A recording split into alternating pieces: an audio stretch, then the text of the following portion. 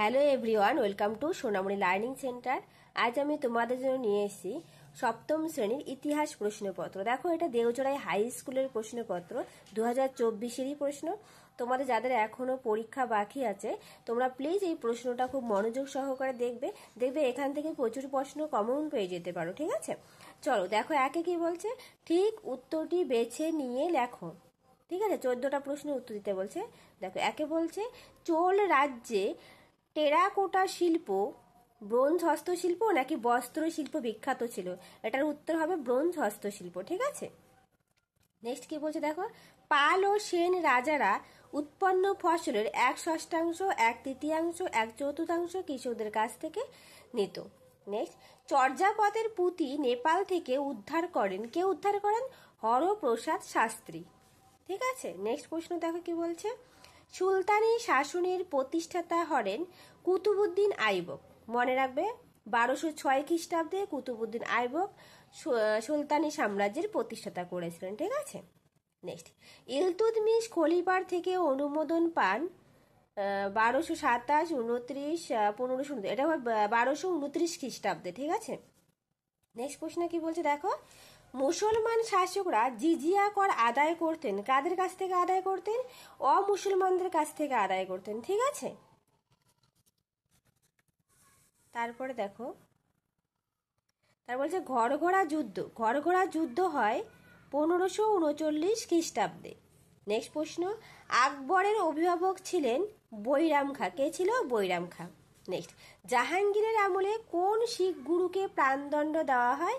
উত্তর হবে গুরু অর্জুন সিংকে। ঠিক আছে, আর যদি তেগ বাহাদুর হয় সেটা ঔরঙ্গজেব দিয়েছিল প্রাণদণ্ড। নেক্সট, মুঘল আমলে সোনার মুদ্রাকে বলা হতো কি?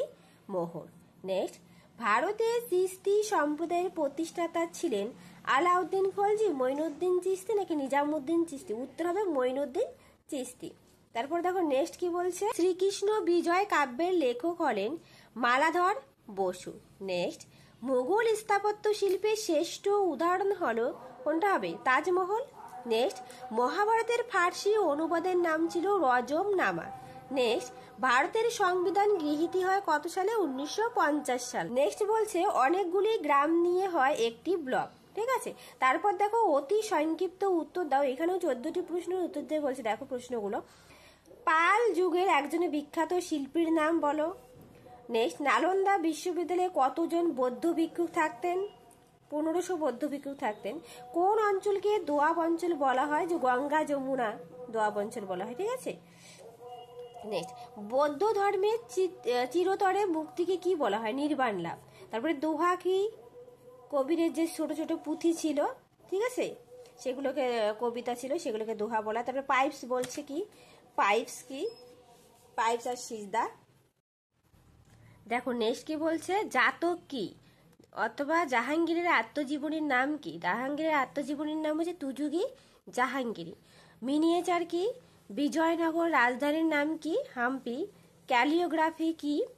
কাগজ তৈরির প্রযুক্তি কারা প্রথম ভারতে নিয়ে আসেন? গণতন্ত্র কাকে বলে? সংবিধান কি? তারপর দেখো, এখানে বাম দিকের সঙ্গে ডান দিক মেলাতে বলেছে। ঠিক আছে, এটা আমি একটু মিলিয়ে দিচ্ছি, তোমরা একটু দেখে নিও। রায়গড় শিবাজি, হিন্দু পাতশাহী প্রথম বাজিরাও, গোলকুন্ডা দাক্ষিণাত্য, সতনামি নারনোল, পাঠান উপজাতি উত্তর পশ্চিম সীমান্ত। নেক্সট আরেকটা দেওয়া আছে বাম দিক ডান দিক, সরকার ফার্সি শব্দ, ডক্টর বি.আর. আম্বেদকর ভারতীয় সংবিধানের জনক বলা হয়, রূপকার বলা হয়। যুক্তরাষ্ট্র ভারত, জেলা পরিষদ স্বায়ত্তশাসন, এথেন্স গ্রিস। ঠিক আছে, বলছে সংক্ষিপ্ত উত্তর দাও, 4টে দিতে বলছে। বৌদ্ধ ধর্ম নির্বাণ বলতে কি বুঝো? জিজিয়া কর ও তুরস্ক দণ্ড কি? দ্বীন-ই ইলাহি সম্পর্কে খুব সংক্ষেপে লেখো। ভক্তিবাদ বলতে কি বুঝো? মণিপুরী নৃত্যে ভক্তিরসের প্রভাব কেমন ছিল? স্বায়ত্তশাসন বলতে কি বুঝো? তারপর দেখো 4টি প্রশ্নের উত্তর দিতে বলছে। আলাউদ্দিন খলজির বাজার দর নিয়ন্ত্রণ ব্যবস্থা সম্পর্কে যা জানো লেখো। নেক্সট, মোহাম্মদ বিন তুগলককে খামখেয়ালি রাজা বা বাংলা রাজা বলা হয় কেন? তারপর 2 নম্বরে বলেছে শেরশাহের শাসন সংস্কারের বর্ণনা দাও অথবা মুঘল ও রাজপুতদের মধ্যে সম্পর্ক কেমন ছিল সেটা বলতে বলছে। নেক্সট, ভক্তিবাদী আন্দোলনে কবির ও গুরু নানকের গুরুত্ব আলোচনা করতে বলছে, অথবা সুফিবাদ সম্পর্কে যা জানো লেখো। নেক্সট, শিবাজির নেতৃত্বে কিভাবে মারাঠা শক্তির উত্থান হয়, অথবা জায়গিরদারি ও মনসবদারি সংকটের কারণ আলোচনা করো। তো এখানকার প্রশ্নগুলো সত্যি খুব ভালো ছিল।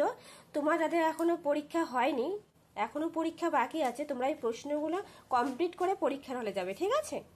চলো আজ রাখছি। বেস্ট অফ লাক সবার জন্য।